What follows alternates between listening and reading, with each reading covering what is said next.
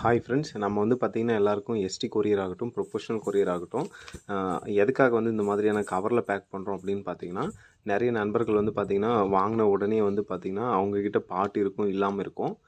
இந்த மாதிரி கவரில் கொடுக்குறப்போ இதே கவரில் வந்து பார்த்திங்கன்னா நீங்கள் ஜஸ்ட் ஒரு 1 வீக் வரைக்கும் இதே கவரில் நீங்கள் ஏதாவது சாயில் கிடச்சிதுன்னா உங்கள்கிட்ட இருக்கிறத வந்து நீங்கள் போட்டு ஒரு ஷேடான பிளேஸில் வச்சா போதுமானது.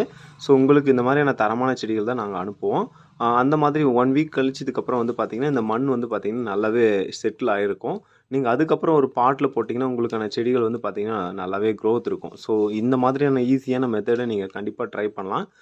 நம்மளுடைய நர்சரியில் நம்ம வந்து ஏன் கவரில் கொடுக்குறோம் அப்படின்ற ஒரு ரீசனை வந்து நிறைய பேர் கேட்டுட்டு இருந்தாங்க. எதுக்காக சார் நீங்கள் கவரில் கொடுக்குறீங்க? மற்றவங்க எல்லாம் வந்து பார்த்திங்கன்னா வேறு மாதிரி பேக் பண்ணி அனுப்புகிறாங்கன்ட்டு.